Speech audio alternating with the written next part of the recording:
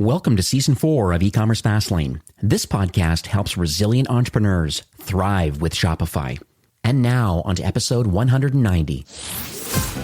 You're listening to E-commerce Fastlane, the podcast show to help you build, manage, grow, and scale a successful and thriving company, powered by Shopify. Listen to real conversations with partners and subject matter experts as they share proven practical strategies, platforms, and the best Shopify apps to help you accelerate your business. The time is now for you to improve efficiencies, grow revenue, profit, and lifetime customer loyalty. Please welcome your host, startup founder, and strategic advisor, Steve Hutt.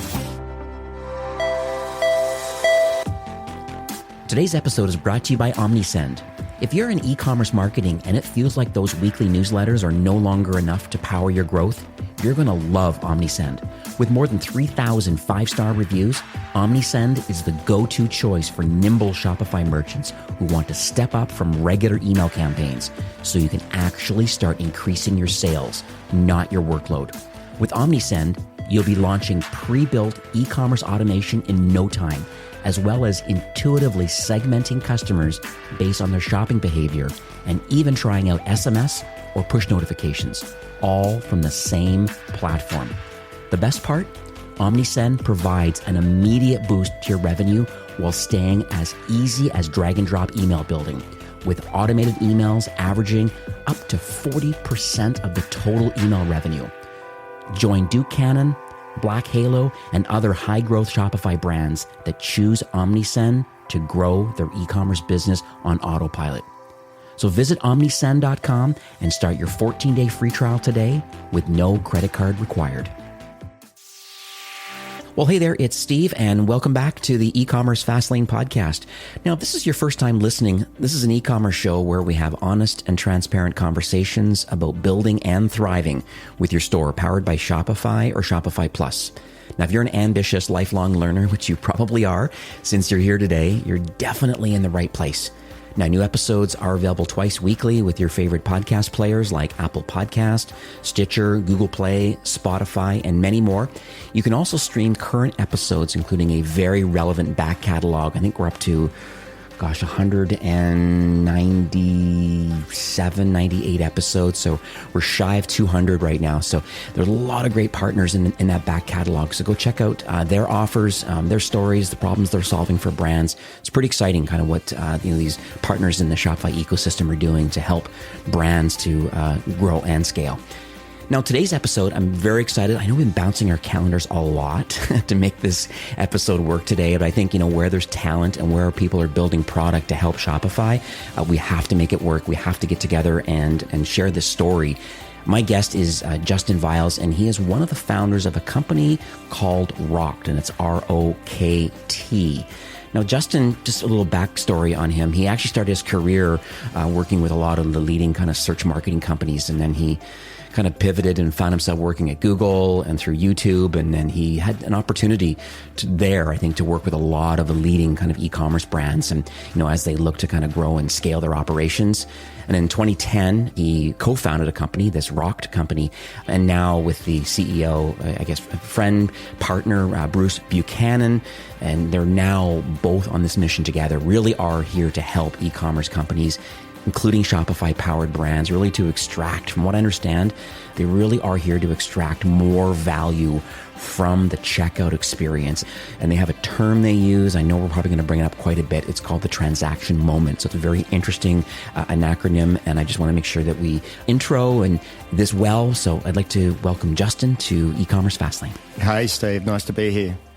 Love the accent. So whereabouts are you located today? I'm actually located in Los Angeles, but our US headquarters are in New York. So clearly Australian. The company was founded out of Sydney, so we still have a very strong presence there. Lovely. So I mentioned a bit at the top of the show, but I think it's always kind of best more in a founder's word. So let's talk about what Rokt does and the problems that it's solving today for Shopify brands. Yeah, sure. So in a nutshell, we're focused on increasing revenue and profitability for, e-commerce sites in general. And obviously now we're leaning heavily into the Shopify ecosystem and retail with a broader set of solutions. But our main focus is around, what you correctly described as what we call the transaction moment. And the transaction moment is more from a user's psychological mindset when they're purchasing something or when they've just bought something. That's the transaction moment. They're more open to receiving messaging or offers or upsells or, what is the next best offer or step that we can put in front of that user that's going to extract the most amount of value for that transaction.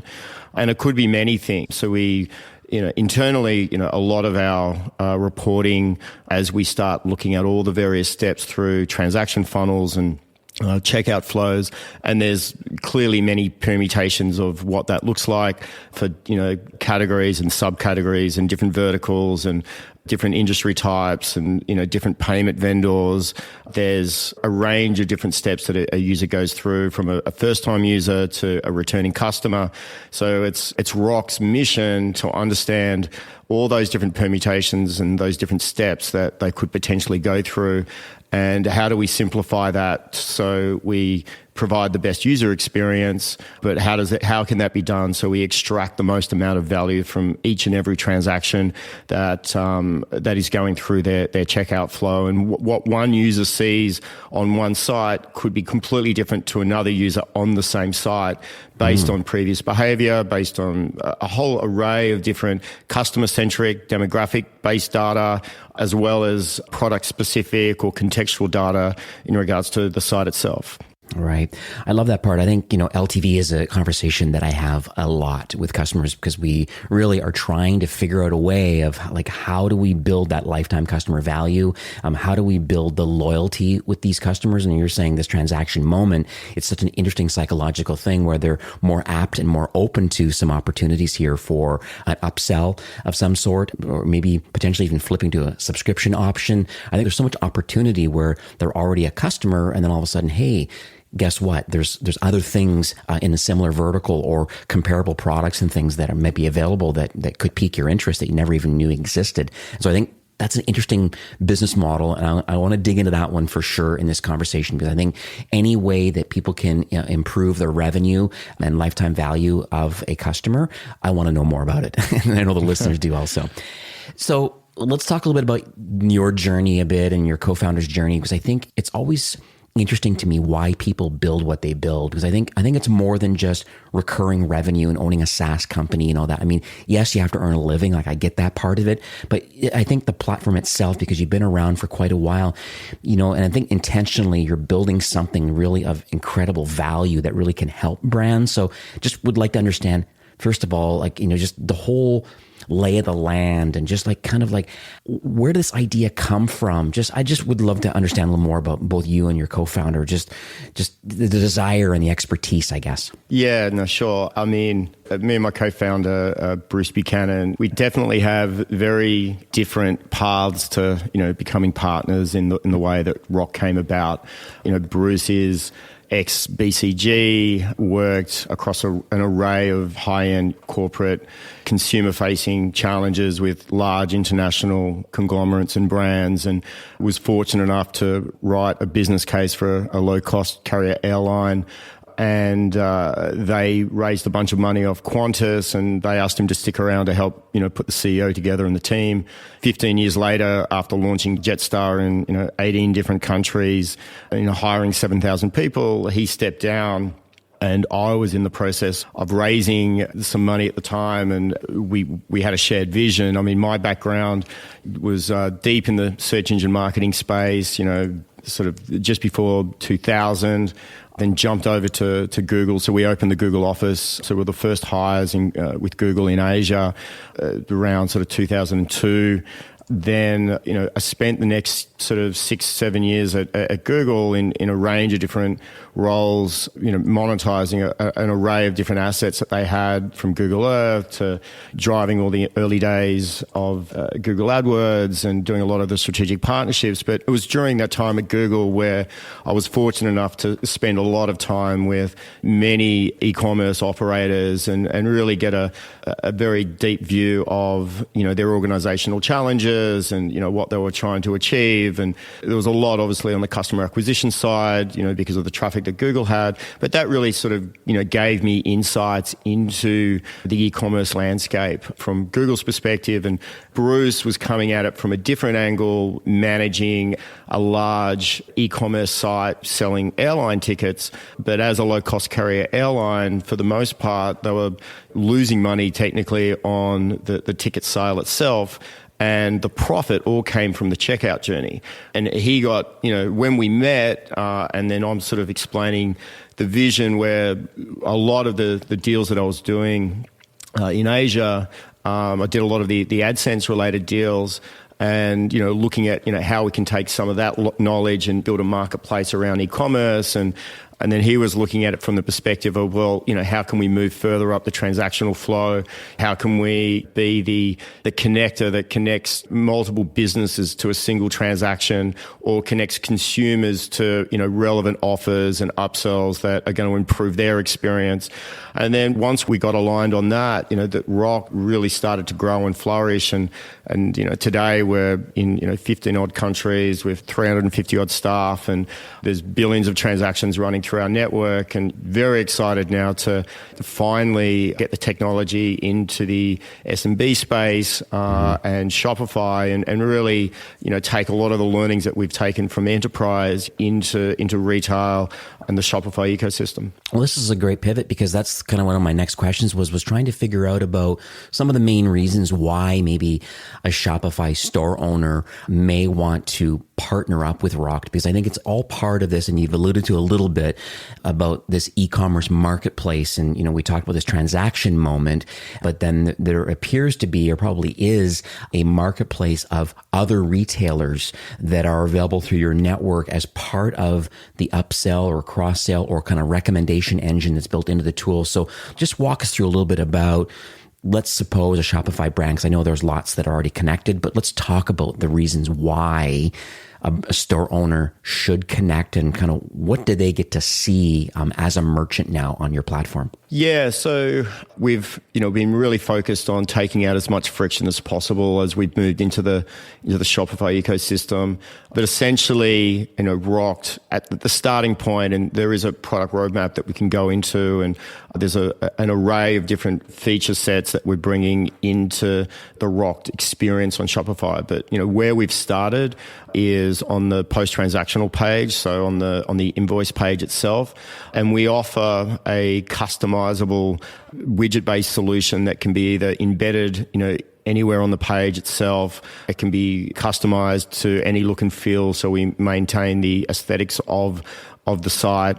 It can be presented as an overlay. There's a range of different integration options that is very easy to set up. And once that's in place, so it looks like a native part of the site, which is important, from an engagement standpoint.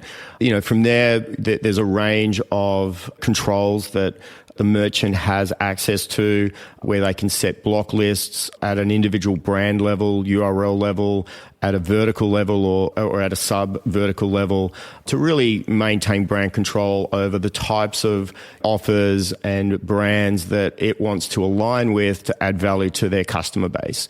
And once that's set up, then it's very much a customer-centric machine learning, deep learning algorithms, where we're looking more at the customer of who they are as an individual, and then based on that and the context of the site that they're purchasing, we look at our network of thousands of advertisers, what is the most relevant advertiser, then what is the most relevant offer, then what's the most relevant creative, which is all the magic that happens on behind the scenes. And that's how we're able to get, the engagement levels that we're now seeing, where we've got some sites across our network where, we're seeing effective CPMs, $500, $600, $700. And so when you look at it from an ad model perspective, when you look at eCPMs, we're, arguably are one of the most efficient monetization solutions, if not the most efficient monetization solutions for e-commerce today. Mm-hmm. And then, so if a transaction happens post-purchase through, one of your affiliated partners that are part of the Rock platform, at that point, does the Shopify brand know the fact that another transaction has happened thanks to a partner? Because that other partner may or may not be housing their brand on Shopify. They could be on another network altogether. That's right. I'm just curious, is there notification going to the brand? Do they co-own the customer now? Just what happens in the future? Yeah, no, just think of it like any other traffic link on any other site. Once someone clicks off-site, there's no more responsibility from the site owner in any way, shape or form. That said, we are working on a range of tokenized payment solutions where we can do distributed commerce on a single site with multiple vendors, but that's a separate conversation. No doubt. So let's talk a little bit about some of the challenges. Because I could see, scaling an e-commerce marketplace. If someone really wanted to have a full range of products from multiple vendors and trying to build it all themselves to expand their product mix just to help build this lifetime value and more revenue and whatnot. Yeah. And you're obviously front lines because you see all this kind of stuff. Are there any challenges with scaling an e-commerce marketplace? Oh, yeah. In the early days of growth, it was, we're either, struggling to get enough supply, or we go top heavy on the demand, because you have to have both sides of the marketplace humming at the same time. Right. If you flood the market with too many advertisers, then there's not enough share of voice for the advertisers to warrant this as a significant channel for them from a customer acquisition standpoint.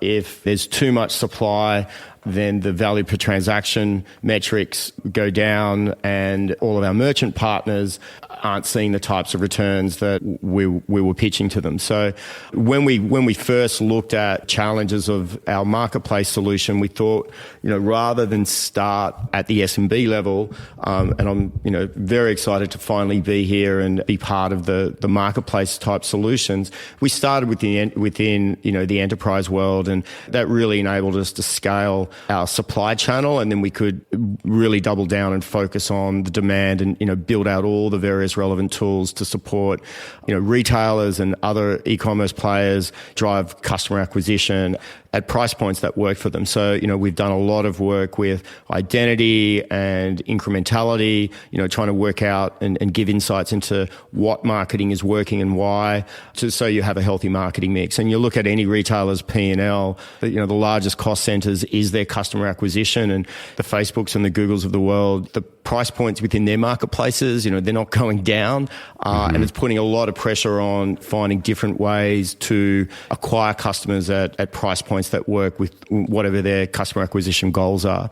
And Amazon is adding even further pressure to that. So we're now seeing ourselves in particular within the retail space as sort of an intersection where we're now sort of interconnecting all of these e-commerce vendors together not with non-competing brands and services that they want to be aligned with, and it enables and opens doors into customer acquisition channels. And we're looking at ways in which to have merchants use our technology as their own private marketplaces, so they can share customers, and Rock can manage and clip the ticket between them, so all the data's transferred appropriately, everything's tracked appropriately. So there's an array of opportunities around aggregating e-commerce traffic and enabling e-commerce vendors to share each other's success and to share each other's brands and brand values to drive growth for both businesses or multiple businesses that are working together where there is, that they're not overlapping from a competitive standpoint. What's interesting too about that, so it sounds like it's a two-way street though. So a brand on Shopify says, yes, I like the idea of Rokt. I like the fact that they were in the enterprise market. They've kind of scaled that thing up now over the last, 8, 9, 10 years. Now kind of going downstream a bit and getting involved in the SMB market, in the mid-market kind of Shopify Plus brands that are out there. And so I can see them, leveraging all of the, just the contacts you have and the brands that are available to have, as you called it, like, non-competing brands to offer other value to, this transaction moment. So, but on the flip side, though, it sounds like a Shopify brand that chooses to go with Rokt, they should also probably want to sign up to allow their products to also be sold in the marketplace for other vendors that are non-competitive also. Yeah, and we see that a lot where the extra revenue that Rokt drives is typically a significant profit increase because it's pure profit off the back of the margins they're collecting at the transaction point. And, they can use that additional revenue to either offset costs of existing infrastructure and SaaS providers that they're paying, significant monthly fees to, or they could be using the revenue that they drive from their checkout experience to increase their own customer acquisition efforts, whether that is reinvesting all of that or a portion of that back into the Rokt customer acquisition channel and have their products and services and offerings appearing across our network, or helping increase profitability, from a customer acquisition standpoint of, a Google and Facebook, where they can be used to offset, some of the pain points there by competing in marketplaces that are going up in value. Yeah, I love that. Now, let's talk a little bit about your history again, because you mentioned that, I guess originally kind of started off in Sydney, now a little bit of East Coast, a little bit of West Coast going on here, more focused more on the enterprise side of it. And now trying to get involved in the Shopify. So I understand there's a Shopify app now that's available. Are you able to kind of explain some details around that and how that, it's a public app, I understand. And so I just would love to understand that approval and kind of what could brands expect if they go to the Shopify app store today and they look up your brand and they download this app. What happens next? Yeah, so it's a pretty straightforward process. So they literally download the app. There were some very simple controls to create a native look and feel. They would then set the block lists, link their PayPal account up, and then we just start writing checks and hopefully significant checks at the end of each month. And we're seeing across the Shopify ecosystem, we've had store owners that are seeing double-digit profit increases off the back of the Rokt integration, and the post-transactional monetization that we're currently doing with the existing app. That is simply the start of where Rokt is going with supporting Shopify merchants. The next phase of this will be launching in the coming weeks, in a couple of months potentially, is our taking all the machine learning and deep learning infrastructure that we've set up with our marketplace and applying that to product feeds themselves. So enabling, Shopify merchants for us to be able to ingest their entire library of their product catalog, and then using our machine learning smarts, work out what is the best next product that we can sell within tokenized payment windows without incurring any additional transaction fees for the consumer. How can we upsell that? What is the next best product to put in front of that user?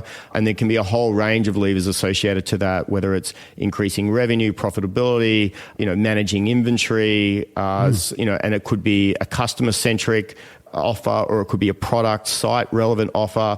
There's a mix of ways in which we can drive value over and above the existing app that sits there today. Beautiful. So, Justin, I know we all love stories. I think as entrepreneurs and certainly as marketers, I think a lot of this is this education and some of the inspiration that can come out of a story. I just believe it just really motivates just a lot of change in a lot of us. And so I wonder if you are able to share maybe a recent journey of a brand that's connected right now to Rokt, and maybe just walk us through. They didn't have the platform, they added it on, just kind of, it's almost like a mini case study. I would love to hear that that story, because then I'm sure that might resonate with a lot of listeners today saying, hey, I like what that brand did. They pulled the trigger, decided to give it a try, and look where that led them to increasing their LTV or more profitability. And so I just would love to hear something if you had anything you can publicly share. Yeah, we're very fortunate where our attrition rate on the merchant side is pretty much at zero. So everyone that integrates Rokt into their ecosystem, typically they come in looking for increased profitability and increased revenue, and then that sort of expands out, and they start to realize the flexibility and the power of the platform that we've built to help with an array of internal marketing campaigns and increasing average order value that we're now launching. But from a success story standpoint, there was one Shopify store owner that I think they had 10 or 12 sites within their rollout, and so they got us live quite quickly. And once they started to see the revenue that we're identifying that we could achieve, and once we started achieving that in a very short space of time, they quickly rolled this out across all of their other sites, and that became a significant additional revenue stream for the organization, which similar to our previous conversation, they've now doubled down and looking at using Rokt as another key acquisition channel within their marketing mix. And we're seeing this time and time again with organizations that stumble across Rokt and start utilizing our marketplace to drive revenue and profitability, but then realize we've got a really deep toolbox of solutions to help drive customer lifetime value, whether that's signing people up into loyalty programs, diversifying their own comms channels from just email into SMS and Messenger and app downloads, and just looking at optimizing payment options and shipping, and the list goes on. So as we start scaling our Shopify application and start layering all the enterprise features into that, we're really going to have, some interesting ways in which, we're going to enable Shopify store owners to not only improve their own experience, but also interact with other brands in meaningful ways where they can really add value, not only on their own site, but across networks of sites. Oh, I love it. Now, how does Q4 fit into all of this? I just think the holiday season, we just finished back to school, certainly in North America. Canada was a couple of weeks behind the US side. But are there any recommendations that you're recommending like today that Shopify brands can do just based on this inevitable rush that's going to happen over BFCM and through the holiday season? Yeah, well, it's typically, the time of year where you do see code freezes and, everyone goes into lockdown, and all the work that they've been doing throughout the year is, getting prepared for the busy time of year. Look, for me, when I look at just having the right infrastructure in place and ensuring that there's a solid data architecture in the back end to be able to customize and personalize solutions. Obviously, customer service is paramount, in busy traffic times where you just want to make sure that you have efficient resources and you're responding quickly. There's an array of challenges when traffic starts spiking, definitely in the e-commerce landscape, and just making sure that everyone's prepared.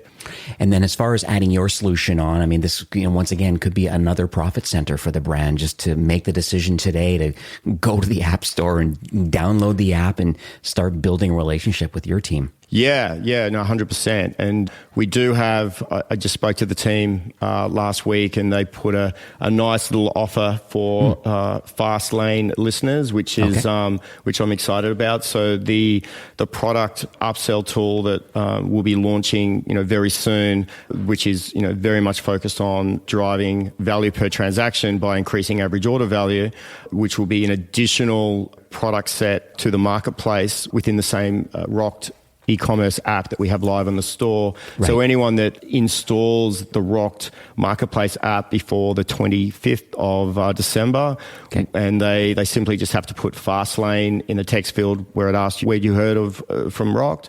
At that point, we will enable the product upsell tool free of charge for the initial 12 months. Oh, beautiful. Well, thank you so much for that. I think that's a very fair and reasonable offer. And it just, once again, you can take the platform for a spin and actually just see what it can do, both the marketplace side and then, by the time this podcast is released or very soon, having the upsell and cross-sell solution available and just start building a relationship with that side of the business. It's incremental revenue for you. So it's certainly worth a test to actually try it out. And then I guess one of the last things that I wanted to just chat about was more about kind of the future. I know we've mentioned a few things about, hey, here's where we are today. We've been doing this thing for 10 years more in the enterprise side. We built all these relationships with so many brands and retailers. And so, we're going down that journey. We're now, migrating our way downstream a bit into the Shopify kind of world. Just curious if you have any kind of a public roadmap or anything you can kind of share, like what does the future look like from the marketplace to the upsell and cross-sell opportunities? Is there anything else that, that we could maybe, I don't know, just get a sneak peek at what might happen into 22? Yeah, sure. Look, we're very much laser focused on what I mentioned earlier around, the key metrics of driving value per transaction. And that can come in the lens of increased revenue or increased profitability or increased, lifetime customer value. And, there's an array of options that e-commerce merchants have across various verticals that they can utilize to drive those metrics forward.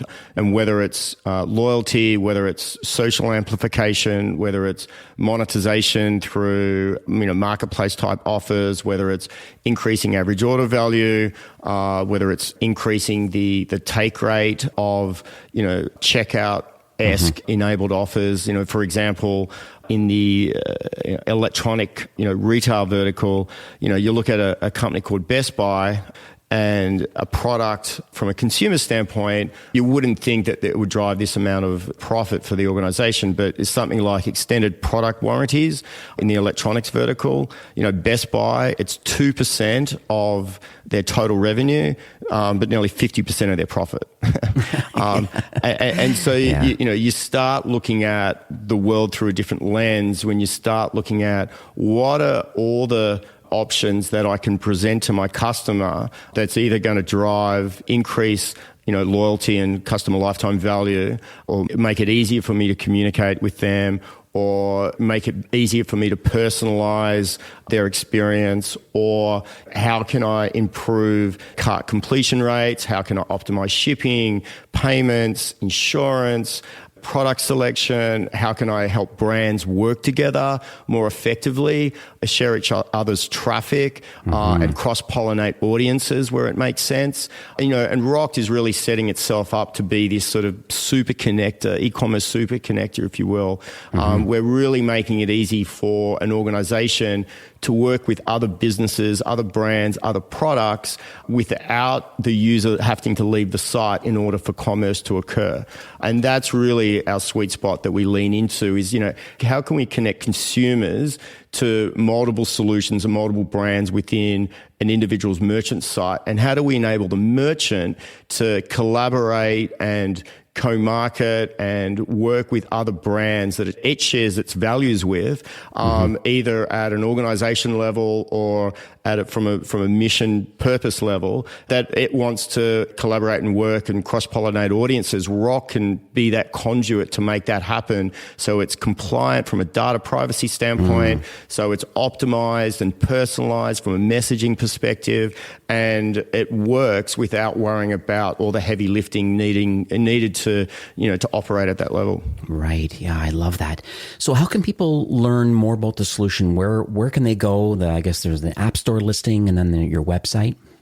Yeah, that's right. So we have the App Store listing, so that's available today. And as I said, if you put in, Fastlane before the 25th of December, when our product cross-sell, increase average order value features arrive in the app, which will be there will be a fee associated to that. We'll open that up for free for all listeners that get in before that date. And all the other information they can find about Rokt is on rokt.com. So obviously the enterprise side, we do have a much deeper toolkit available. At the moment, all the reporting for our application is done through the Shopify site itself, but very soon we'll be setting up reporting links so you'll be able to log into your Shopify reporting ecosystem on rock.com itself.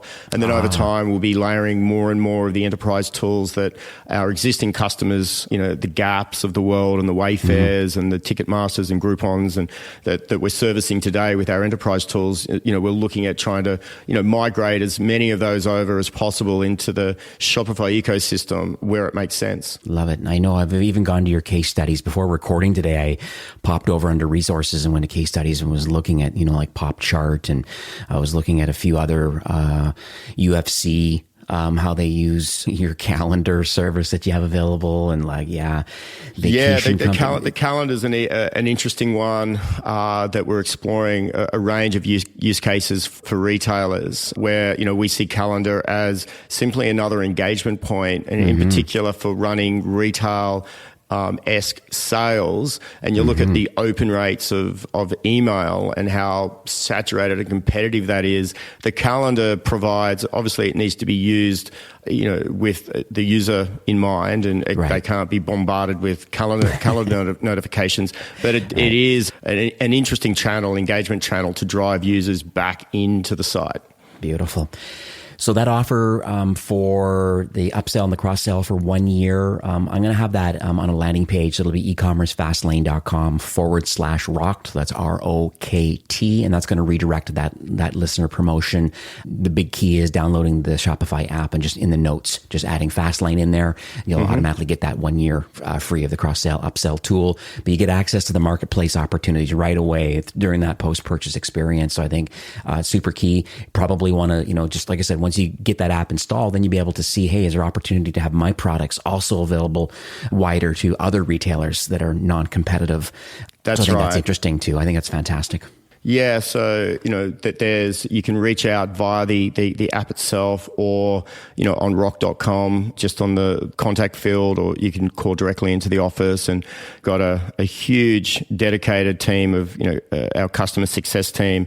All they do all day every day is just work with both our merchants and our marketplace advertisers on ensuring that the marketplace remains healthy and the offers are strong, and we're closing the loop from a customer acquisition perspective. We've just launched our smart bidding tool, so it algorithmically adjusts the bid price according to whatever cohort performance from a customer acquisition cost price point, no differently to how Google manages its bid marketplace. It's very similar from that standpoint.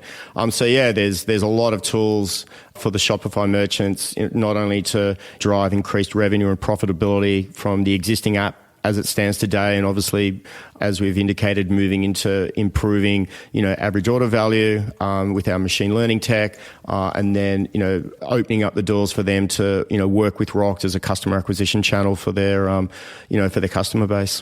Love it, love it, love it. Well, Justin, as you know, this is probably old news to you, but Shopify really is on a mission right now. And I think it's been a mantra for quite a while about, trying to make commerce better for everyone. And, I typically say this at the end of most of my podcasts, but I truly mean it today, that I really believe that both you and the Rokt team, you really are in tight alignment, with really wanting to help Shopify brands. It's very clear that you've done it in the enterprise world. These are, major Fortune 50 companies that you're dealing with right now already on the enterprise side. I just wanted to thank you for, number one, coming downstream a bit and having this technology slowly over time, a lot of it in the marketplace, soon with the upsell and cross-sell and other opportunities. As brands expand themselves, maybe they have some other opportunities through more of your enterprise tools. So I just wanted to thank you for coming on the show today and sharing your knowledge. I wish you tremendous success now migrating into the Shopify ecosystem. Yeah, and thank you. And, exciting to finally get into the Shopify marketplace. And, we're really excited to service as many retailers across the entire Shopify ecosystem as possible. And, as we start scaling, we'll be building out verticalized solutions and tools to really become as relevant as we can for all merchants across all verticals. And Shopify has done such an incredible job scaling its platform. And, we're super excited about the recent release they had around the checkout flow, where Shopify's now broken the link between the payment button and the invoice page. And we're going to be playing with that interstitial page and optimizing that with our cross-sell, upsell solutions. So, stay tuned. Exciting times. All right, Justin, well, have yourself a great day, and thanks for coming on the show. Awesome. Thanks, Dave. Cheers. All right, take care. E-commerce Fastlane is brought to you by OmniSend. OmniSend is an email and SMS marketing platform built for nimble Shopify merchants who want to increase their sales and not their workloads. Full Shopify integration, pre-built automation workflows, intuitive segmentation, and no-code editing makes it easy to get up and running without diving into the nitty-gritty details, unless you want to. More than 50,000 e-commerce brands use OmniSend to grow their businesses on autopilot, converting their customers with quick-to-build, highly relevant emails and texts. So visit omnisend.com, start your 14-day free trial today with no credit card required. Well, that's it for today's episode. I'd like to thank you, a loyal listener of E-commerce Fastlane. It's my hope that this podcast is offering you a ton of value through growth strategies, tactics, and exclusive insider tips on the best Shopify apps and marketing platforms, all with my personal goal to help you build, launch, grow, and scale with Shopify. Thanks for investing some time today and listening to the show. I'm so proud and excited that you have a growth mindset and are a constant learner. I truly appreciate you and your entrepreneurial journey. Enjoy the rest of the week and keep thriving with Shopify.